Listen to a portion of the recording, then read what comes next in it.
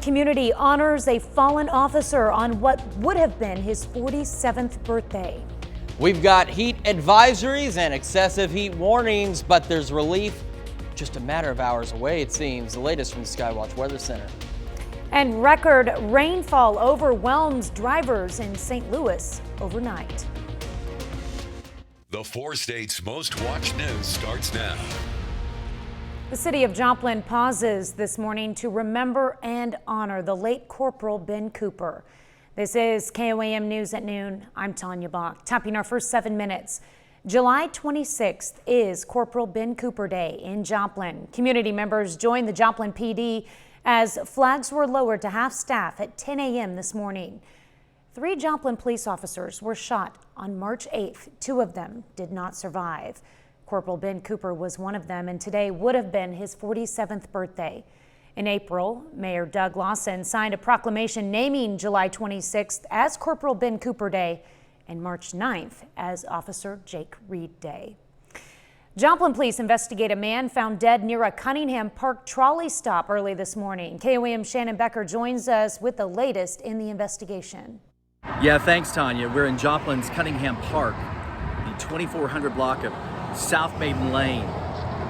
What's normally a busy neighborhood, even in the morning. It was a passerby that called 911 about 7:20 this morning, saying there was an unresponsive man next to the trolley stop. Officers arrived and discovered he was deceased. Captain William Davis told us there were no obvious signs of trauma and the death is not thought to be suspicious. Neighbors tell us it was a man they'd seen before. In fact, some had seen him this morning before 7 a.m. walking in the park. Now a gathering of flowers marks where his body was discovered. The Jasper County Coroner Randy Nace arrived shortly after 8 a.m. and claimed the body. And Captain William Davis tells us the investigation continues.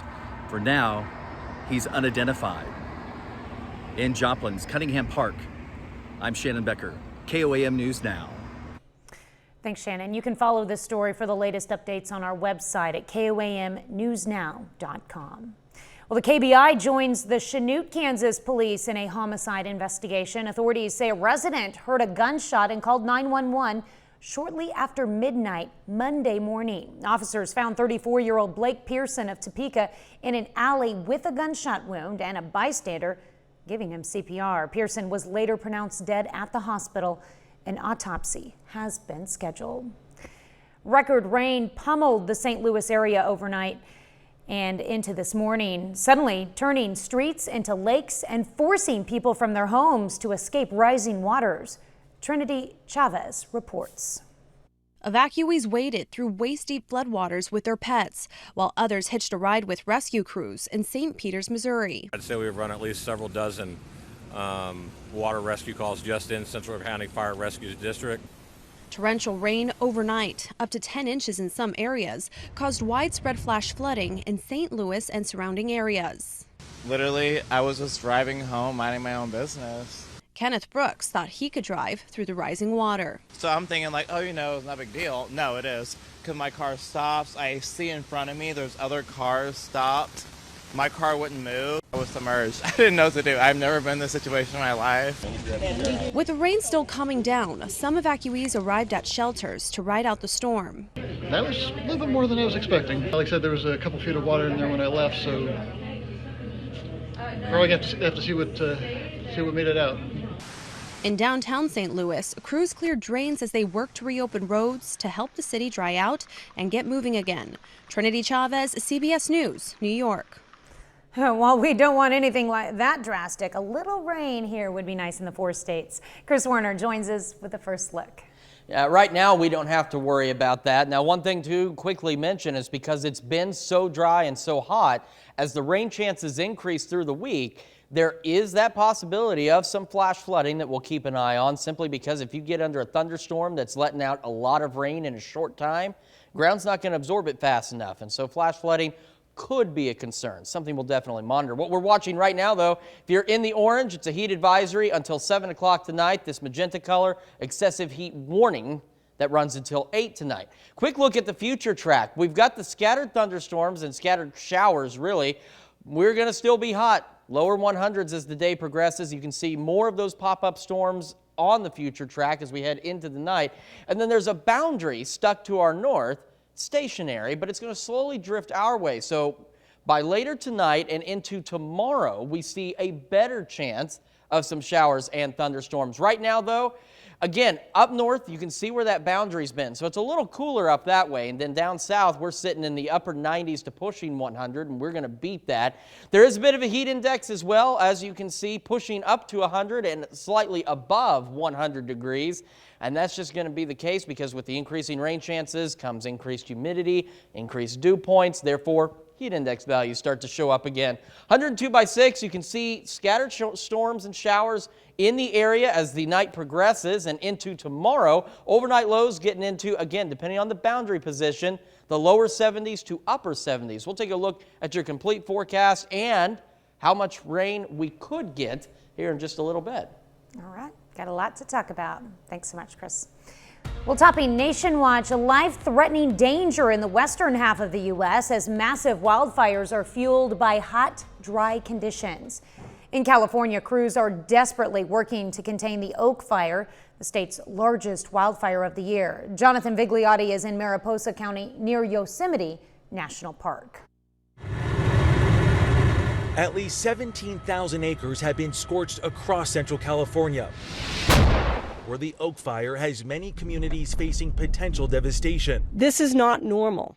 Thousands of residents are under evacuation orders as the fire leaves a trail of destruction, devouring at least 55 structures, while at least 3,200 homes remain under threat. The fire was coming quickly. It was now or never. We had to go. Nearly 3,000 firefighters from all over the state were brought into the steep terrain to battle the flames that scientists link to climate change. You have really hot weather, 100+ temperatures. You have a lot of unburned fuel that was mainly attributed to the beetle kill in the last few years and extreme drought conditions. Similar dry conditions are causing havoc nationwide. In Alaska, more than 530 wildfires have burned an area the size of Connecticut. In Texas, dramatic images of a neighborhood engulfed in flames show just how quickly a wildfire can spread. At least 15 homes in this Dallas suburb of Balch Springs were destroyed yesterday after a rotary cutter started a brush fire. It's just tough, but it's still amazing to see what survives. Back here in California, Steve and Andrea Ward came back to see their home after watching it burst into flames live on local news. It's just amazing that that trunk is still right there too. I mean, this is amazing. And the Oak Fire is currently 16% contained. Fire officials say they hope to have this fire fully contained by the weekend. Jonathan Vigliotti, CBS News, Mariposa County, California. That's a look at today's top stories and weather in our first 7 minutes. Up next on KOAM News at noon, what would you do if you became an instant millionaire overnight? We hear from some who are taking a gamble on the 4th largest jackpot in lottery history. And later, we take you on a tour of State Fair favorite foods, including cream puffs. Tonight's Mega Millions jackpot is now over $800 million. It's the 4th largest prize in lotto history. The popular cash option would pay a lump sum of about $470 million. Now imagine what you could do if you won. Lauren Leslie finds out. Mega Millions is right. $810 million to be exact. When the money's bigger, you got to dream bigger. It's the 4th largest lottery jackpot in history. That type of money, you just don't even know what you would do. The thrill of turning $2 into life-changing money has Southwest Floridians buying in, even the vice mayor of Naples. If you're going to win it, you've got to be in it. If your ticket matches all 5 numbers in the Mega Ball, Tuesday's drawing would make you an overnight multi-millionaire. I noticed yesterday the jackpot went up about 150 to 160 million just since the last drawing. And if heaven forbid somebody doesn't win it this time, it's going to put it at $1 billion. For both Hutchison and Tafoya, winning that kind of money would come with responsibility. I would invest in my own companies and nonprofits and put that money back into doing what I already enjoy doing. In those moments, it's about doing something for other people, right? Those less fortunate. Well, there hasn't been a big winner in 3 months, though 4 ticket holders won at least $1 million in last week's drawing. That's not one of them. Still to come on the KOAM News at noon, Mr. Food. It's day 2 of our week-long salute to fair foods. and one bite of these cream puffs, and you'll be floating on cloud 9. You'll see. But first, Chris Warner gives us anything but a cream puff forecast. Well, it's going to be another hot one. It's already another hot one. What do I mean it's going to be? It already is another hot day, and that's what we're going through today. We have some scattered evening storms, which we'll talk about, that are going to impact us a little later. And then the rain chances will continue to increase as the week progresses. So let's get started, shall we? 7th and range line, there's Tanya's cream puffs in the sky. That's the part of the forecast that she, I can't recall now if she was looking forward to it or not, but there are some cream puffs in the sky. 99 in Joplin. 102 is what it feels like because we got dew point of 65. Humidity's only at 33%, but that's going to change. Across the area, so there's a stalled out boundary to our north, and that's what's been keeping the rain, like we were talking about in St. Louis. We'll talk about that too. It's been keeping it up there. So points north of the boundary, Yates Center, Iola, Fort Scott, Nevada, you're a little bit cooler than the rest of us because you're on the north side of that boundary. Now, it's still hot, but not quite like it is as you head further south where we're in the mid to upper 90s. Take a look at the dew points. They are on the rise, as you can see, even to the north. So once you factor in these dew points, which are getting into that sticky to muggy range now, we get these feels like temperatures, which are sticky and muggy and, not really good cream puff weather. So even up to the north where it's a little cooler, you're still getting heat index values. 102 in Webb City and Carthage, 96 Mount Vernon. Unpleasant to say the least. So let's talk about the rest of the day.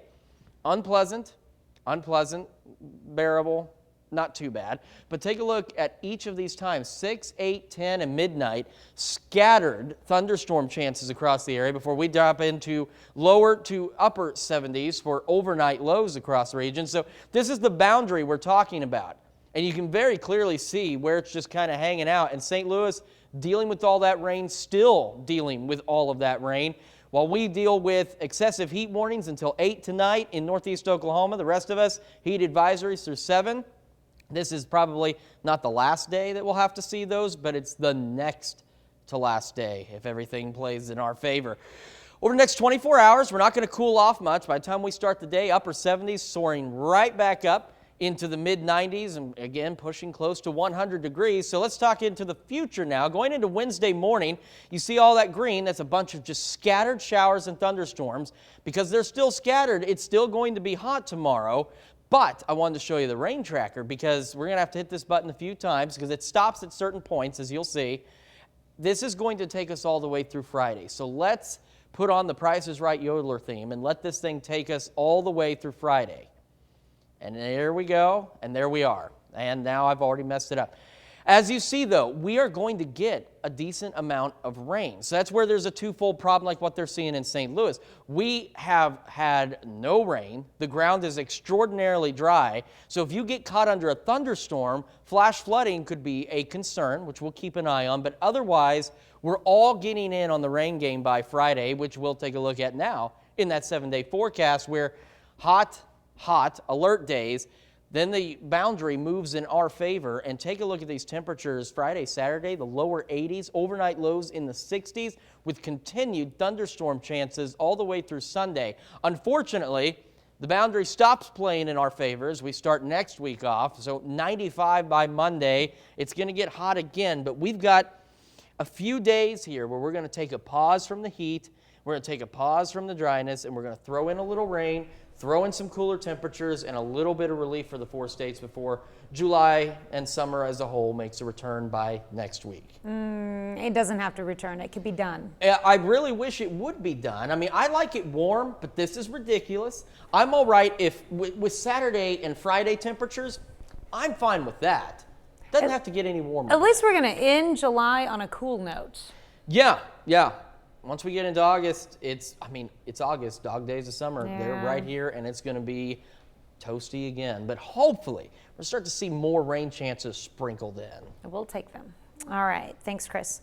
We take this time to honor today's 4-state hero, Sergeant Ray Jackson in the U.S. Army. The soldier from Baxter Springs, Kansas, fought in India from 1943 to 1945. He earned the Good Conduct Medal and the Combat Infantry Badge. To Sergeant Ray Jackson, we thank you, our 4-state hero. It's another state fair favorite, a cloud of whipped cream sandwiched between two flaky pastry puffs. Howard continues his tour outside the Mr. Food Test Kitchen with State Fair cream puffs. All this week we're out of the kitchen and tasting all sorts of favorites that are served at fairs around the country. You know, and a few things that I've learned from going to so many fairs over the years is you should never pig out before going on a ride that flips you upside down and spins you around faster than the speed of light. And if you plan on trying one of everything, make sure you pace yourself. I know that's pretty hard to do when you're face to face with so many goodies like these irresistible cream puffs that they make at the Wisconsin State Fair, which are the size of softballs. When we say irresistible, we mean it. Each year during the fair, they sell more than 350,000 of them, and every one of them is baked freshly right at the fair. You see, after the shells are baked, they're cut in half and filled with mounds of freshly whipped cream before the tops are put back on. And for those of you who can't get to the fair, we have an easy recipe for them that you can make at home. Right before serving these, you finish them with lots of powdered sugar. Then you better open up wide, because these are no ordinary cream puffs. They're humongous. To get the recipe for our State Fair cream puffs, all you have to do is go online and you'll be good to go. I'm Howard from the Mr. Food Test Kitchen, and once I finish these off, I'm off to find other fair favorites, ones that'll have you saying, ooh, it's so good. So much you can't even fit the whole thing in your mouth. You can find this recipe along with a lot more good food from the Mr. Food Test Kitchen online. Just go to our website at KOAMnewsnow.com. Here's a look at our 4 state market prices.